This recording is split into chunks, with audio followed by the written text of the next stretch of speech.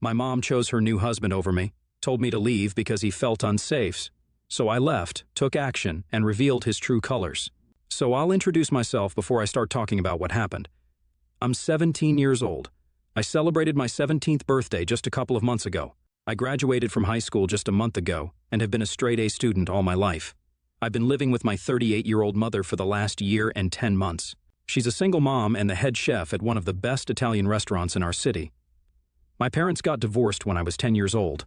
My parents co-parented me for several years, but then my dad was diagnosed with brain cancer. My dad ran the trucking business that his parents had started, but he let his brother take over once he fell sick. Earlier, I used to alternate between living with my mom and dad every week, but after my dad's diagnosis, I had to move in with my mom full-time. I visited my dad often, but I still did miss living with him because I'd say I've always been a lot closer to my dad as compared to my mother. My mom's just always been a little too tightly wound for us to really get along, and we just constantly used to be at odds. First, it was my dad who she'd fight with all the time, and then after the divorce, it was me. She had her good moments too, though, so I didn't mind staying with her, and after my dad's diagnosis, I had no choice but to stay with her, so I made my peace with it. My mother and I, in the recent past, have not been on good terms, mostly because of her relationship with her new husband and how he treats me. My mother got married for a second time just 8 months ago to Mark, 32 male. She'd been dating Mark for a little over 1 year, and I only found out about it when he proposed because she'd kept their relationship well under wraps. It was the significant age gap between the two, and my dad had just been diagnosed at the time, which also didn't help, so she just kept it a secret. When he proposed, that's finally when she decided to tell us about their relationship, and at that point, I had no other choice but to be okay with it. I never liked or trusted Mark, and it was mostly because of his overly sweet behavior. He seemed too fake and insincere even when he was being nice to me, like the vibes were just always off about him, if you catch my drift. Of course, I couldn't tell my mother that, because then she'd think I was trying to discourage her from getting married on purpose or some other ridiculous thing. I put up with Mark, but I didn't allow him to be my friend. And I realized I was right about him just 3 months after the wedding. He'd moved in with us after the wedding, and since he was a high school football coach, he'd be home a lot earlier than my mother. We'd end up spending a lot of time at home by ourselves before my mother came home. And surprisingly, he never tried to even speak to me when we were on our own. But as soon as my mother would be home, he'd turn on the charm and try to act like we were best buddies. Anyone in their right mind would be able to see right through his little act, and so was I. Anyway, so one day I went to the kitchen to grab myself some food, and then I heard a creaking sound coming from my mom's bedroom. Now I knew that my mother had a secret locker under her bed that only we knew about, and she kept the keys on her all the time. She had a spare set of keys as well, but those were usually with me, and I hadn't given my keys to Mark. So I realized that he must have stolen my mom's set. The locker contained all of my mother's wedding jewelry back from when she got married to my dad, and a lot of other really expensive jewelry too. She also kept some spare bundles of cash stashed away in the locker for emergencies.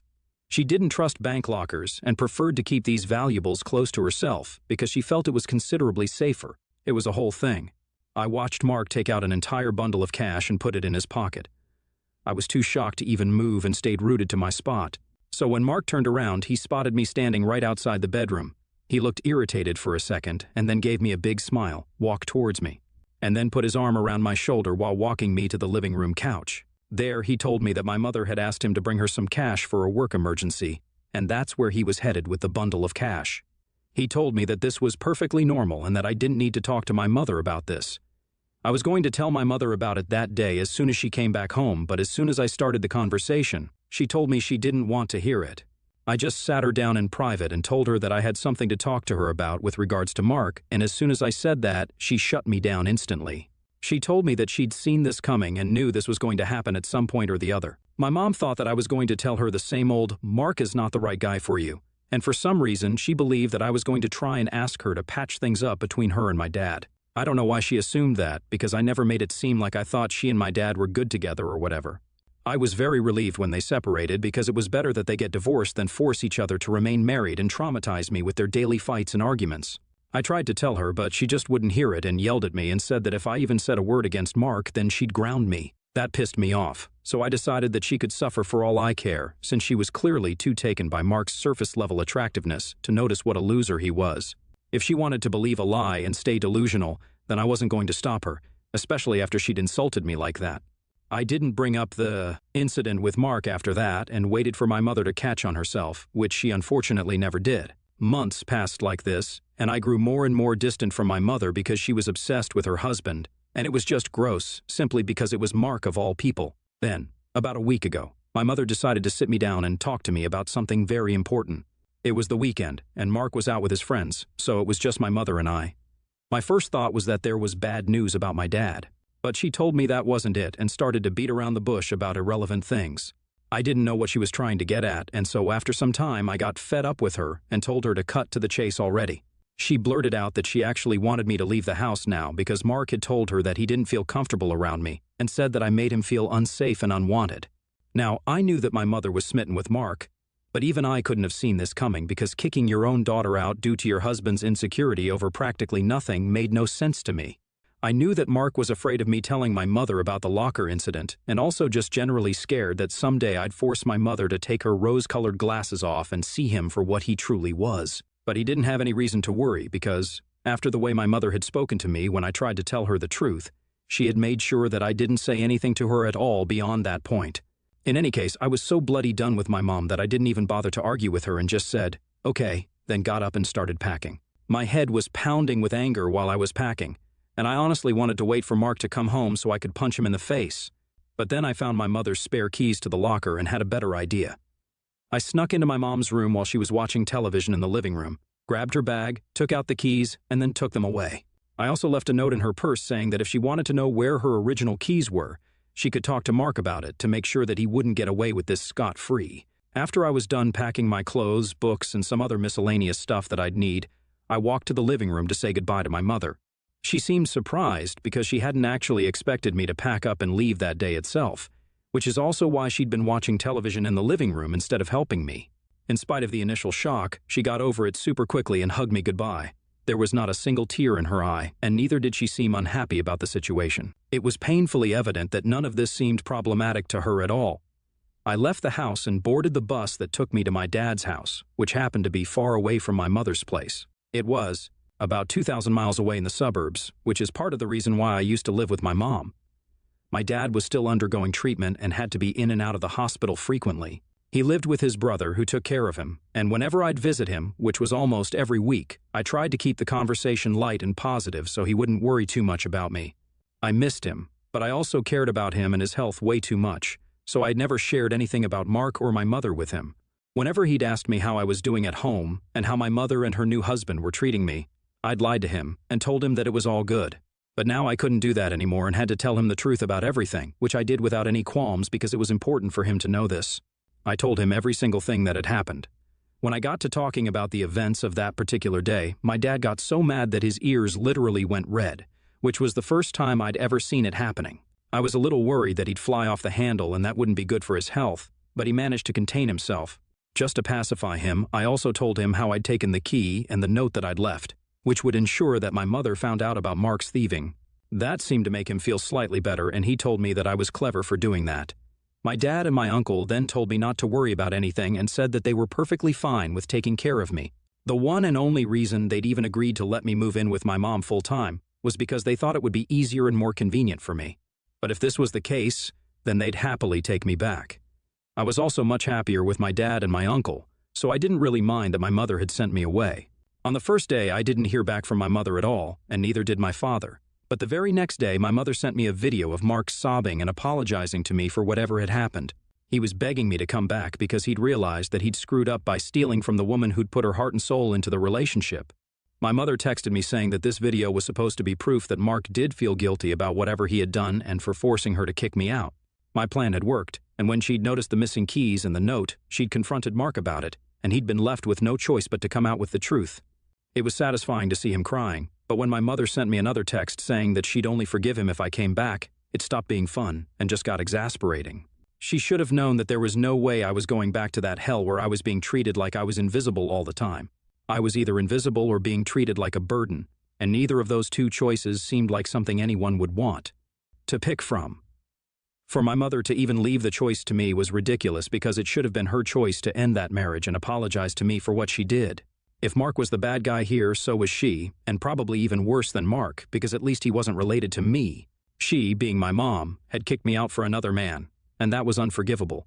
It wasn't just Mark who should have been apologizing, but she should also have been regretting what she put me through. Instead, she was treating this as some sort of sick game. I didn't understand why she'd left the fate of her marriage up to me to be decided, but since she had left it up to me, I chose to say that I wasn't going to come back and that she had to leave Mark. In response to that, she sent me another video of a much calmer but still upset-looking Mark, saying that he understood where I was coming from but that he loved my mom and just needed one last opportunity to prove it to us. He sounded like he was on the verge of tears and was going to start begging me on his knees any moment now, and that made me feel bad, but I still wasn't convinced. So I said that my decision was final. To that, my mother finally replied, saying that I was being way too harsh on both of them. Here were two grown adults trying to get me to forgive them, and even putting their happiness and marriage at stake for my sake. But I didn't care about any of that and only wanted to push them even further away. I didn't know what to say to her, so I just ignored her text and didn't reply. It's been 6 days since then, and every day she's been texting me and trying to get me back. Every single day, there's a video message from her and Mark where they apologize to me for treating me badly. She's told me repeatedly in the videos that unless I agree to come back, she'll file for divorce to prove to me that she's serious. Yesterday, she even told me that she'd been speaking to a lawyer and sent me texts to prove that it was true. Mark also looked upset in the video message they sent and begged me to forgive him because he couldn't afford to lose a woman like my mother. I know that I'm destroying their marriage, but to be honest, I feel like whatever my mother is doing is really sick, and I can't bring myself to dignify it with a response of any kind. Not only is she torturing her own husband, but she's also putting me through something very unnecessary because I don't think I'm the one who needs to make a call about what to do in a situation like this. She shouldn't be putting the responsibility of deciding with regards to her marriage on my shoulders in the first place, because that makes me look like the reason their marriage had to end was because her daughter wasn't happy about her marriage. So far, I think everyone knows that that's not the case, and I'd hate to feel guilty like that. But she's just putting me on the spot, so it's not like I have a way out of this anyway. Mark's not a good guy, but he's still a human being, and it's crazy that he's allowing himself to be treated this way at all just because my mother's richer than him. It's dehumanizing, and I can't believe he's just letting her do this to him every day. I haven't told my dad about it because I don't want him to worry about me. I know that if I tell him, he'll definitely intervene, and that'll be another dramatic showdown that I don't want him to take on. I feel terrible, but I don't know what to do here. ITA for refusing to decide whether my mother should divorce her Fing husband? Update 1. Hey guys, so I read the comments on my original post, and the general consensus was that I should tell my dad about what I was going through instead of trying to deal with all my problems myself. I guess it's true because I do tend to take it all on myself instead of speaking up and asking for help when I need it. I feel bad telling my dad because I think it might be bothersome for him since he has so much on his plate already. I mean, he's a literal cancer patient, so it's not easy for me to go to him with my problems the way I used to before his diagnosis. I think if I had just tried to talk to him, then maybe I wouldn't have had to go through so much because he wouldn't have allowed it at all. Like this time, I finally told my dad all about my mother and her sick techniques, and he called her up and tore into her. She tried to tell my dad that this was none of his business, but he wasn't having it, and told her that he'd be filing for full custody and that he'd make sure she doesn't ever get to see me after this. She was protesting against it, but both my dad and I knew that she didn't really care about me. She cared more about what other people would think of her when they found out that she'd lost custody of her only daughter, because she decided to put her husband over her daughter. That's why she was fighting with my dad over me, not because she loved me. If she loved me, she would have been a better mother, and that was something she'd never even tried to be. Now it was just too late. After the phone call with my mom, my dad explained to me the same things that people in the comments had told me. That I was his daughter, and that I didn't need to think twice before coming to him with a problem because, as a father, he could never think of me as a burden. My well-being was his responsibility, and his cancer wasn't going to prevent him from giving me the best life and solving my problems whenever he needed to step in. I needed to remember that. I won't lie, I teared up at that point because it just reminded me that even though he was a lot weaker than I remembered, he was still my strong dad underneath. I ended up breaking down because, after a long time, I finally felt that I was safe and loved again. Thanks to my mother and Mark, I'd completely forgotten how that feeling was, but my dad reminded me again that no sickness in the world was going to stop him from protecting me, and I'll always be grateful for that. Gosh, it sounds so sappy, but I'm really happy that it's true for me. Update 2. My dad has filed for full custody of me, and my mom isn't going to get any visitation rights either. It doesn't really matter since I'm just 1 year away from being a legal adult anyway. But my dad said that he just doesn't trust my mother anymore because her head has obviously been turned by Mark's presence in her life. Recently, she texted me to tell me that I disappointed her by dragging my dad into this, even though I knew he was sick, and called me a selfish and manipulative brat. She also added that she was really happy now that she hadn't actually divorced Mark over what I said. I was accused of trying to drive a wedge between them because that's the kind of petty person I was, but I'd failed. And she and Mark were now stronger than ever. She would gladly give up custody of me because I don't deserve to be her daughter anyway. There were a couple of other really mean things she said, but I don't care. She can say whatever she wants, but it won't change the fact that she's the one who failed as a mother. The reason she's getting so defensive now is because she knows it. My maternal grandparents have threatened to cut her off, but she doesn't even care about that. She's that crazy about Mark. I mean, I don't even know what to say about this woman. I've had my differences with my mother growing up, but this is just insane. She's beyond help if you ask me. At least my grandparents have tried to knock some sense into their daughter, but even that's not working. If her own parents can't bring her back to her senses, then we're definitely not going to be able to accomplish that. My dad's been kind enough to allow her parents to still see me because they've never done anything wrong. I just wish she'd been able to take a leaf out of their book and learn how to have a good relationship with your ex even after divorce. Even my grandparents are divorced, and despite that, they've done their best to raise my mom to be a strong, successful woman. Now she's almost in her 40s, so they can't be held responsible for whatever she's up to now. Unfortunately, my mother failed on all fronts, as a wife, as a mother, and even as a daughter. Update 3. Hey everyone, it was a really bittersweet day today. My mother finally terminated her parental rights over me, and I'm legally free from her now. I decided to accompany my father for the signing, and saw her again today, probably for the last time in a while. She didn't acknowledge my existence at all and didn't even look at me. I didn't know how to feel very honestly, and I still don't. Like, I'm sad, but I'm also relieved, I guess? I don't know, I just have mixed feelings about all of this. Mark wasn't there, which was no big surprise because that thief probably didn't have the spine to face me after whatever happened. It was only my mother's actions that really hurt me anyway.